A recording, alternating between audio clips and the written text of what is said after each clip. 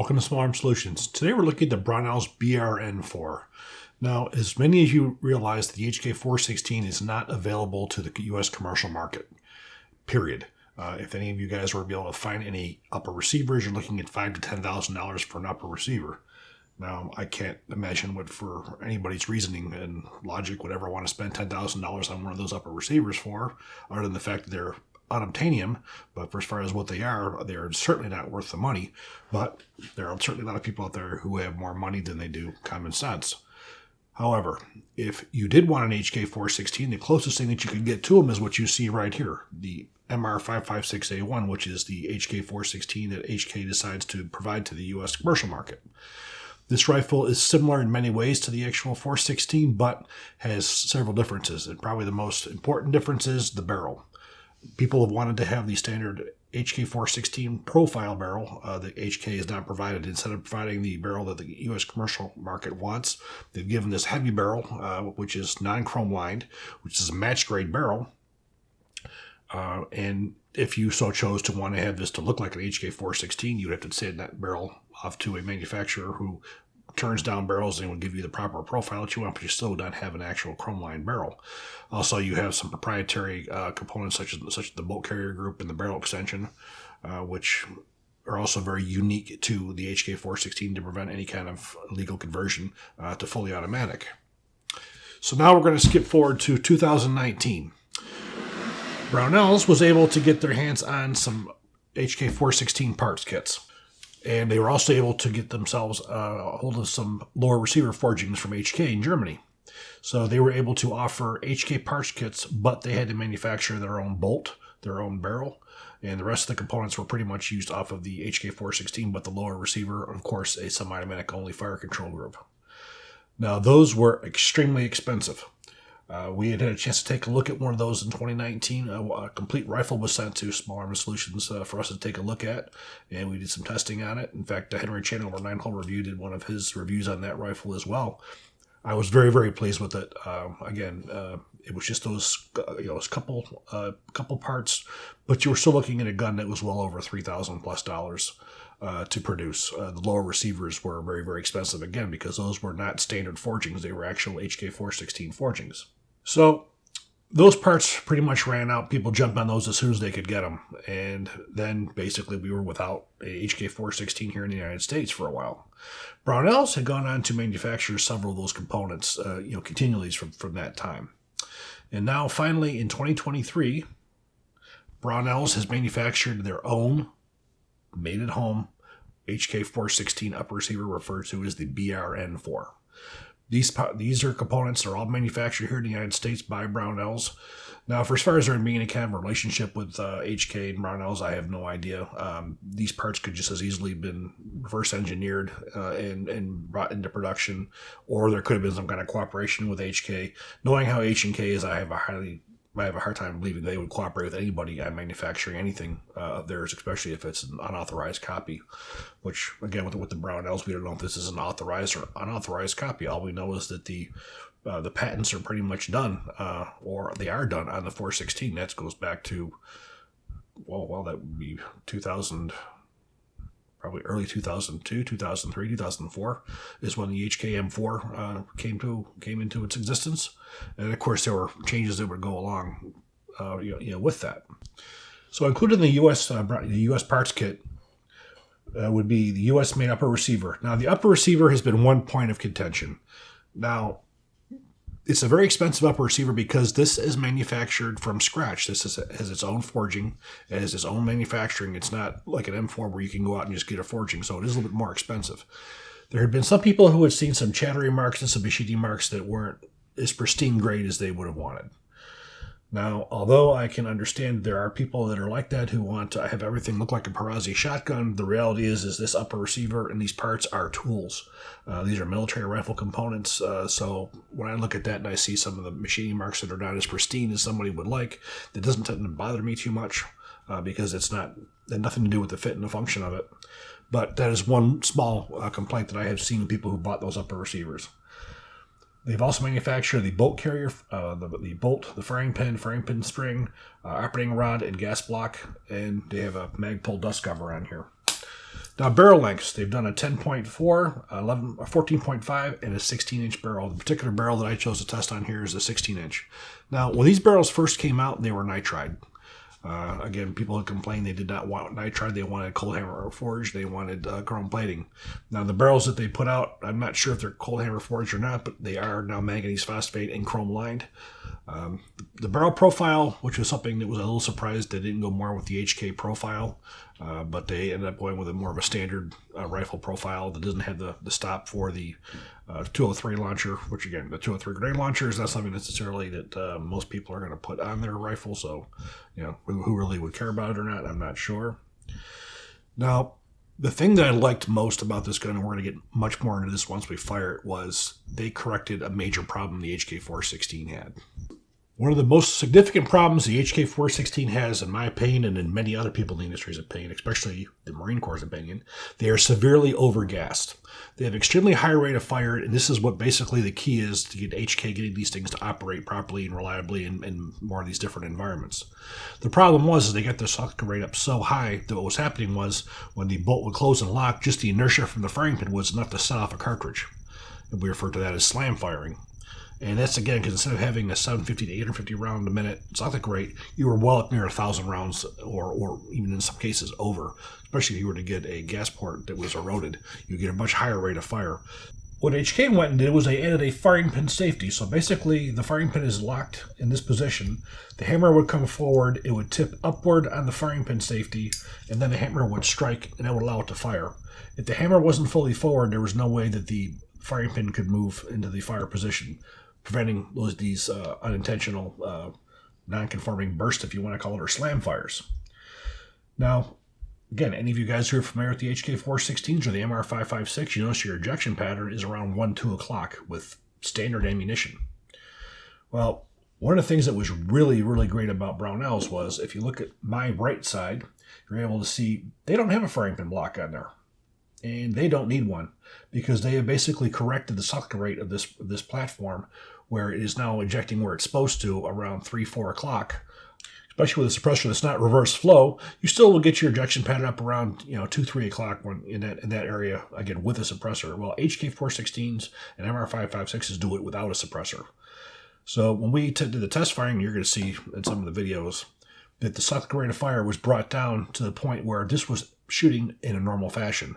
It was shooting around 3, 4 o'clock with your ejection pattern. The gun was so much more easily controllable, and so they had no reason to keep the firing pin safety, so they got rid of it.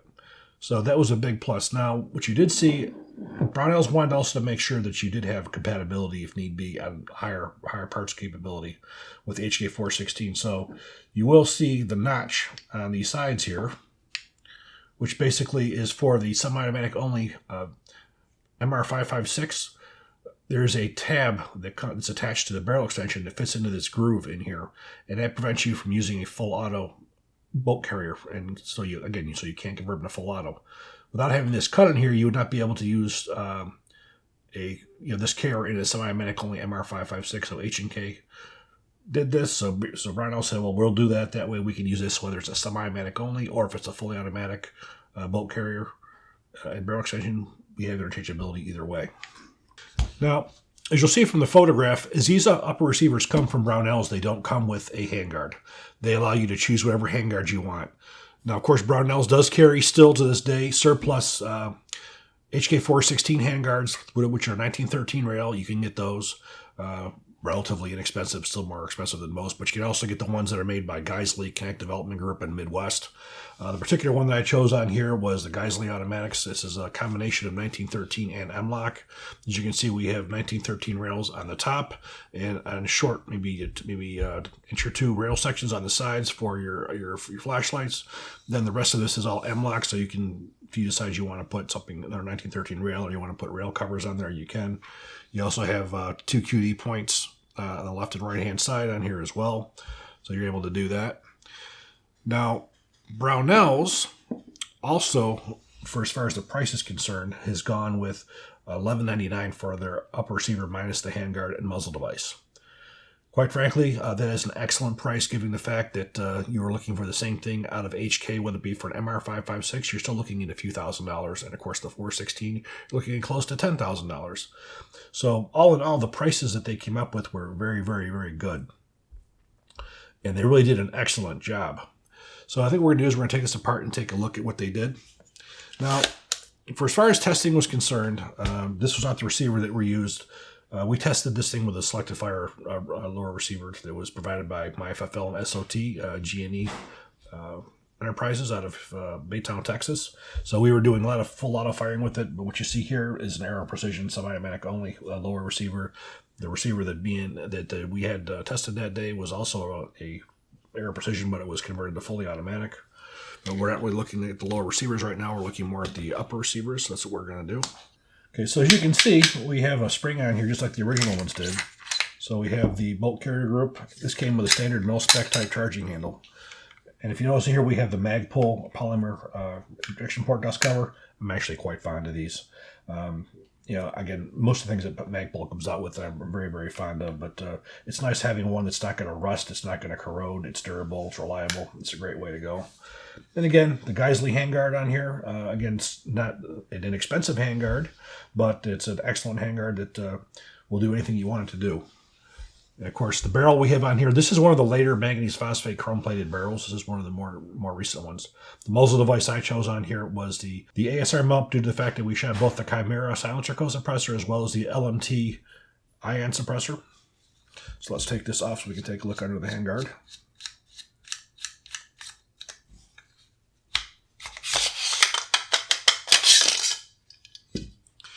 Again, what we see here is identical to that of the HK416. The only difference between the Brownells and the HK416 or MR556 gas block is the Brownells does not have the provision here to mount the front sight. There's actually a notch on here with a screw hole through it so you can mount the folding front sight. That's really the only difference. Other than that, it's the exact same. But pull back on your operating rod assembly. Again, a US-made operating rod assembly. And you have your piston. Identical to that of the HK416. Has your 3 gas rings and everything. Now we'll take a look at the bolt carrier group as well. Now again, the parts that we see on here are all proprietary to this carrier, with the exception of the cam pin. So we pop out our firing pin retaining pin. Again, this uses a standard AR-15M16 firing pin retaining pin. Again, we're not going with everything that's proprietary. Of course, it does have its own firing pin and firing pin spring. Pop out your cam pin, standard cam pin, and this bolt is basically patterned after the HK416 MR556 bolt, so it's not the standard one. But again, these parts are all available through Brownells, and this is not a part that I'd be too concerned about breaking.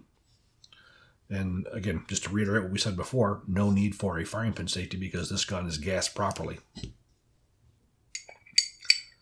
So putting it back, drop the cam pin back into place.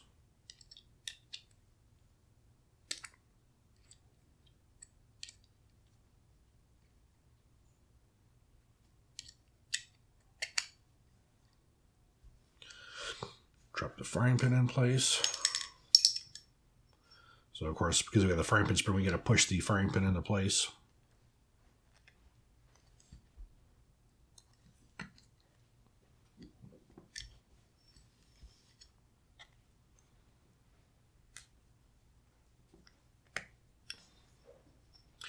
And of course, for reassembly of the upper receiver, first we placed our gas piston right in. The flat going upwards.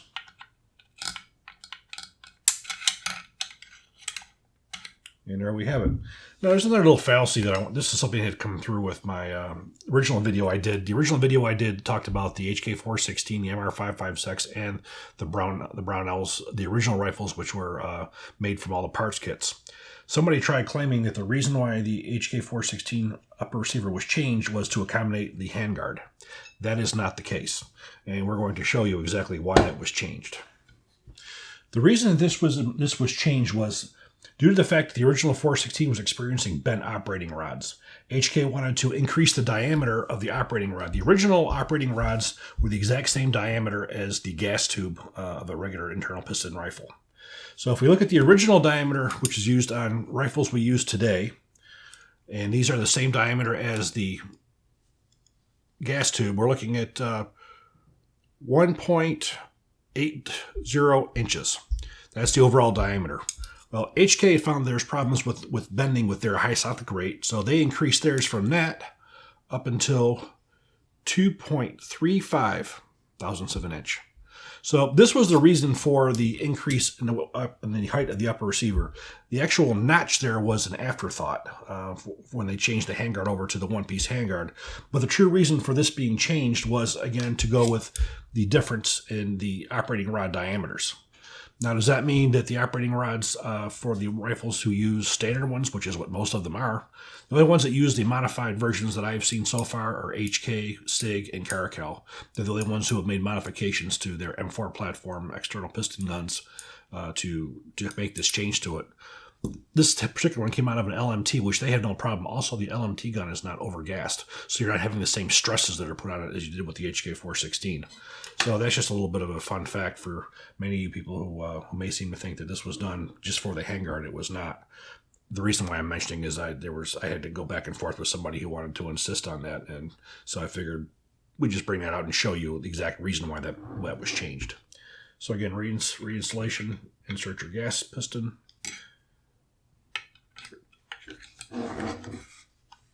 Insert your operating rod back into place.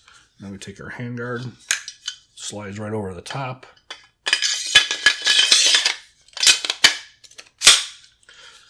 Now, screw that back into place.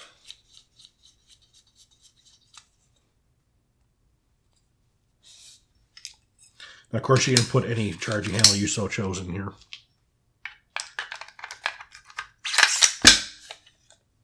And then what we're going to do now is we're going to take this to range. We're going to see how it shoots.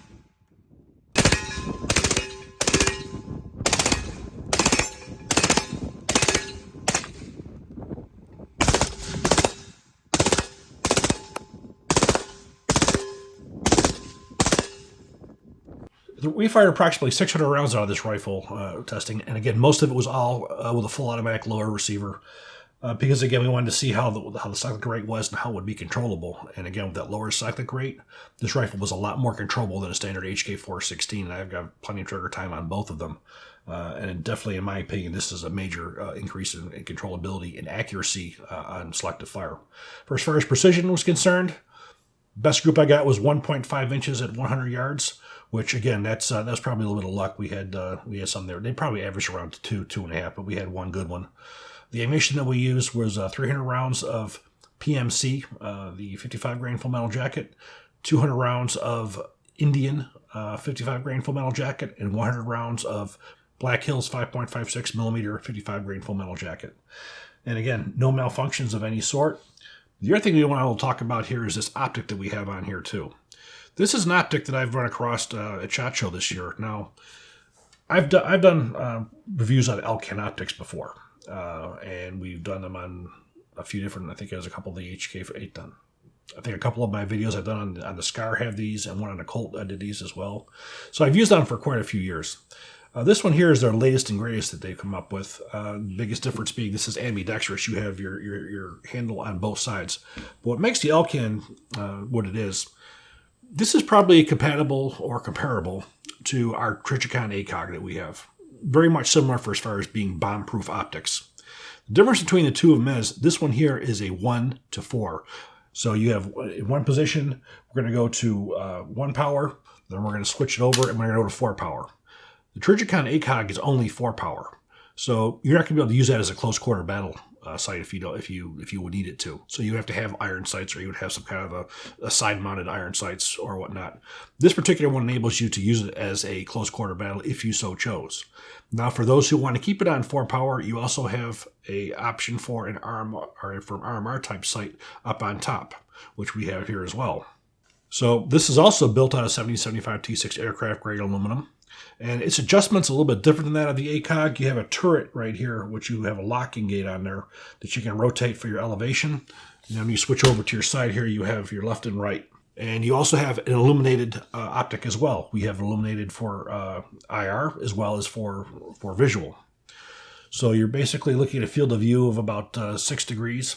Exit pupil of about 0.275 inches. Eye relief is about 2 3/4, which is a little bit further for some points. So you're looking at about here for about 2 3/4 inches. It's a mil standard 1913 rail on top. It's not a lightweight optic. You're looking at about 23 ounces for the optic alone. But again, you're looking at something that's pretty much bomb-proof. A 6 MOA dot. The illumination is an LED with a CR2032 battery, which is a very common battery. It's a very clear optic, and it's been in use by the Canadian military. Elcans have been used since the late 80s with the adoption of the C7A1. This is just a more refined version of it. They also have one that's a 1 in 6. The 1 in 4 is a little bit it's a little more proportional with the 5.56 caliber. Same thing with your drop on here. This is for a 5.56 millimeter. This optic is not for the weak-hearted for as far as price. You're looking at MSRP at $3,172. But it is a battle-proof optic that is something that would serve you no matter what conditions you would have it in, and your optics are like Zeiss. It's crystal clear. I would actually have to go as far as saying that the optics are probably a little bit more clear than Trijicon. But this was the optic that we had tested with this as well. Now, overall, I think Brownells hit this one really out of the freaking ballpark. The fit and finish are combat grade. The reliability and durability, we did not have one malfunction, and most of what we fired was suppressed. And even when we put on the sound suppressor, which, again, increases your Sothic rate, we still had no malfunctions. It worked excellent. Now, anytime you get one of these as external piston, I always recommend you start off with an H2 buffer. The H2 buffer is just due to the operating mechanism for as far as the way that it unlocks. It's a better to get as much force on there as possible to keep that closed. However, if this one, I didn't necessarily notice it, but if they were to decide to open these gas ports up so it would work with lower quality, like Wolf ammunition, which has low port pressures, then for the first time, I would say you might be looking into an H3. If they started doing with the same thing that H&K is doing, you have to use a heavier buffer to try to tame this thing down so you don't get failures. So I do hope you guys enjoy this video. If you do, please click like, please subscribe, and even better, share. Thank you.